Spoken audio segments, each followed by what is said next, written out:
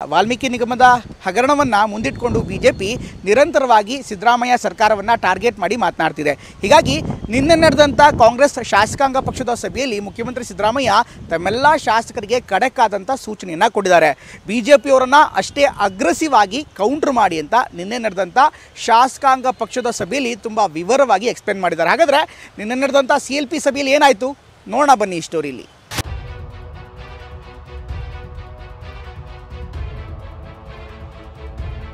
ವಿಧಾನಮಂಡಲ ಅಧಿವೇಶನದಲ್ಲಿ ಬಿಜೆಪಿ ತಂತ್ರಗಾರಿಕೆಗೆ ಸೆಡ್ಡು ಹೊಡೆಯಲು ಕಾಂಗ್ರೆಸ್ ತಯಾರಿ ಮಾಡಿದೆ.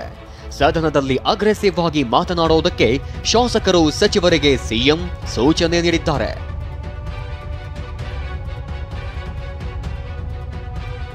ಬಿಜೆಪಿ ಮತ್ತು ಜೆಡಿಎಸ್ ನಾಯಕರು ನನ್ನ ವಿರುದ್ಧ ಷಡ್ಯಂತ್ರ ಮಾಡ್ತಿದ್ದಾರೆ ಎಂದಿರುವ ಸಿಎಂ, ಕಾನೂನಾತ್ಮಕವಾಗಿ ಯಾವುದೇ ತೊಂದರೆ ಮುಡಾ ಪ್ರಕರಣದಲ್ಲಿ ಇಲ್ಲ, ಆದರೂ ಕೂಡ ಉದ್ದೇಶಪೂರ್ವಕವಾಗಿ ನನ್ನ ವಿರುದ್ಧ ಷಡ್ಯಂತ್ರ ಮಾಡಲಾಗ್ತಿದೆ ಎಂದು ಶಾಸಕರಿಗೆ ಮನವರಿಕೆ ಮಾಡಿಕೊಟ್ಟಿದ್ದಾರೆ ಸಿಎಂ ಸಿದ್ದರಾಮಯ್ಯ.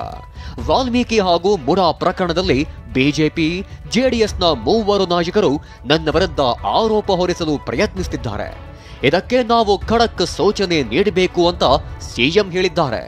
ಹಾಗಾದ್ರೆ ಏನ್ ಹೇಳಿದ್ದಾರೆ ಎಂಬುದನ್ನ ನೋಡೋದಾದ್ರೆ, ಸದನದಲ್ಲಿ ಈವರೆಗೆ ರಕ್ಷಣಾತ್ಮಕವಾಗಿ ಆಡಿದ ಆಟ ಸಾಕು, ಇನ್ಮೇಲೆ ಸದನದಲ್ಲಿ ಆಕ್ರಮಣಕಾರಿಯಾಗಿ ಮಾತನಾಡಿ ಇಂದಿನಿಂದ ಬಿಜೆಪಿಗೆ ನೇರ ಟಕ್ಕರ್ ಕೊಡಬೇಕು ಎಂದು ಸೂಚಿಸಿರೋ ಸಿಎಂ, ಬಿಜೆಪಿಯವರು ಹೇಳಿದ್ದನ್ನ ಕೇಳಿಕೊಂಡು ಕೂರಬಾರದು, ಬಿಜೆಪಿಯ ತಪ್ಪುಗಳನ್ನ ಎತ್ತಿ ಹಿಡಿದು ತೋರಿಸಬೇಕು, ಎಲ್ಲ ಶಾಸಕರು ಸಚಿವರ ಹಾಜರಾತಿ ಕಡ್ಡಾಯ ಇರಬೇಕು, ಬಿಜೆಪಿ ಮತ್ತು ಜೆಡಿಎಸ್ನವರು ನನ್ನ ವಿರುದ್ಧ ಷಡ್ಯಂತ್ರ ಮಾಡ್ತಿದ್ದಾರೆ, HD ಕುಮಾರಸ್ವಾಮಿ, ಪ್ರಹ್ಲಾದ್ ಜೋಶಿ, BLS ಸಂತೋಷ್ ಈ ಮೂವರು ನನ್ನ ತೇಜೋವಧೆಗೆ ಷಡ್ಯಂತ್ರ ಮಾಡ್ತಿದ್ದಾರೆ.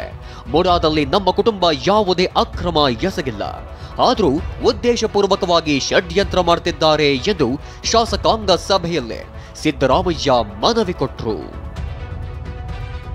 ವಾಲ್ಮೀಕಿ ನಿಗಮದಲ್ಲಿನ ಹಗರಣ, ಮುಡಾ ನಿವೇಶನ ಹಂಚಿಕೆ ಗೋಲ್ಮಾಲ್ ಬಿಜೆಪಿಗೆ ಅಸ್ತ್ರವಾಗಿದೆ.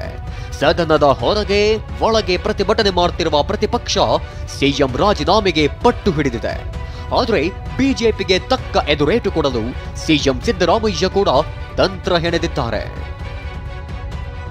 ಪ್ರಸನ್ನ ಗಾಂವ್ಕರ್, TV9 ಬೆಂಗಳೂರು.